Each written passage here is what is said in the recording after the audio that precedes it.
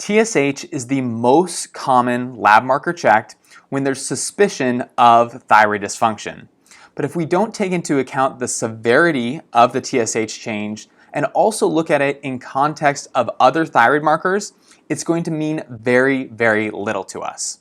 So in today's video, what we're going to do is we are going to define TSH.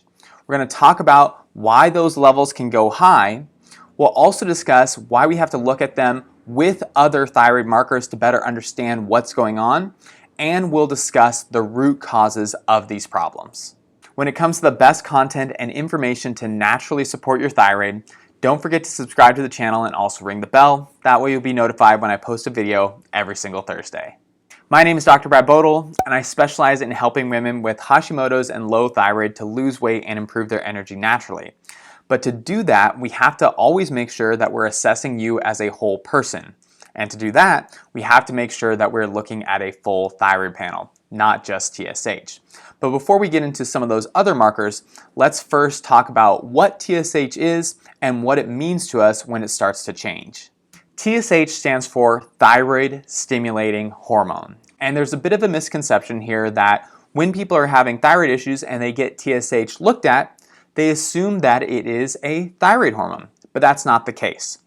TSH is actually a brain hormone and it's released by our pituitary gland. Once it's released into circulation, it eventually binds to our thyroid gland and it stimulates it to produce more thyroid hormone. So its name tells us exactly what it does. Thyroid stimulating hormone stimulates the thyroid to produce more T4 and T3. Since there's some confusion about where TSH comes from, people usually think that a low TSH means low thyroid output and a high TSH means a high thyroid output. But in general, we actually see an inverse relationship, and that's due to the fact that TSH is coming from the brain. I've described this before as being similar to the relationship between a boss, which is the brain, and a worker, which is our thyroid. If our worker isn't doing their job, then they need to be motivated, and the boss is going to raise their voice to do so. So if our thyroid gland isn't producing thyroid hormone like it should, then the brain is going to try to motivate it or stimulate it more aggressively, and it does that by increasing TSH. So just to be clear, the pattern that we usually see when someone is having low thyroid symptoms is we see an increase in TSH, an increase in the hormone from the brain to compensate for the low activity of the thyroid gland. So let's say you've gone in for some blood work, and when the results come back, you see that there's an elevation in your TSH. Well, what's next?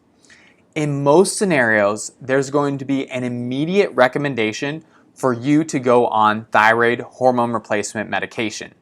But I think we really need to pause at this time and ask ourselves, what is the pattern?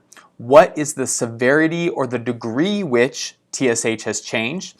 And what do the other thyroid hormone markers look like? The reason why this is so important is because there's a difference between a TSH which is mildly elevated with normal T4, a TSH which is severely elevated with normal T4, and a TSH which is elevated with low T4. All of these indicate different scenarios and require us to respond in different manners. So let's break each one of these down a little bit further. Now the normal range for TSH is 0.45 to 4.5. And if you're above that range with normal T4, we call this subclinical hypothyroidism. Now the interesting thing about subclinical hypothyroidism is that it's relatively common. About 1 in 10 women over the age of 55 will experience subclinical hypothyroidism at some point in their life. But here's the kicker and the important take-home point. 40% of those subclinical hypothyroid cases will resolve spontaneously and without any medical intervention. But to give us a better idea of whether or not this will be a problem, we can look at how much the TSH has increased. So if your TSH is above 4.5 but less than 10, then it's more likely that this will resolve on its own. However, if you're above 10, This is when the research starts to suggest that you should have some sort of hormone replacement or some sort of medical intervention, because there's a higher likelihood that this can progress from subclinical hypothyroidism to full-blown hypothyroidism. What your doctor is looking for to definitively diagnose you with hypothyroidism is not only the increase in TSH, but it's also the decrease or lab low T4. However, we don't know if we're in this final state of thyroid disease if we don't check both of these markers. Which brings us back to our original point of why it's so important to understand the nuance between these different patterns. If you're someone who is subclinical hypothyroid and it's recommended that you take medication, you need to be aware that there's the possibility of your symptoms not getting better because they may not be related to your thyroid gland, and there's the possibility that your symptoms could get worse. Will taking thyroid hormone replacement help to reduce that TSH value? Yes. But if we look at TSH as being the only metric of whether someone is healthy or not, we're really going to miss the boat in terms of supporting you as a whole person and making sure that you're having good outcomes with your symptoms. And to drive this point home further, here's a quick example of how understanding these different patterns can have big changes for the way we approach and support someone's health. Let's say someone goes in for thyroid testing and their TSH is at 7.3 and their T4 is within normal limits. As we said before, in most scenarios, your doctor is going to recommend that you take a synthetic T4 replacement hormone, and they're going to check up on you in 4 to 6 weeks. Once they do that, if your TSH has come back into the normal range, they're going to say, great, everything looks good, continue on as we described to you before. But there's a couple of problems with this. The first problem is, and it's really important that we all understand this, is that in 40% of subclinical hypothyroid cases, we see resolution without any intervention. So as soon as we start taking that medication, how can we know how our body was going to respond over those next few months? We can't. Immediately, that medication is going to change things, it's going to interact with our TSH levels, and therefore, any testing that we have beyond that first test is going to be a reflection of where that medication is at. Which leads us to our second problem, which is if we can't know what our body's doing naturally and our labs are essentially tainted by the medication that we're taking, how can we know if we're improving? Unfortunately, this becomes really hard to do, and in most scenarios, people are recommended to take that thyroid medication for the rest of their life, and it may have not been something that was necessary to do so in the first place. Now, before we move on to our last section, feel free to drop in the comments box below if you have any questions about any of the information that we've covered so far. But I also wanted to make a couple of quick notes. The first is that if you're someone who's in this gray area with your TSH, with your T4, and it's been recommended that you take medication and that's helped you out, great. I am definitely not knocking that, and I always want you guys to have success. But if you're someone who has gone down that path and you haven't seen any changes, then I want to kind of go over this stuff so you understand why that might be.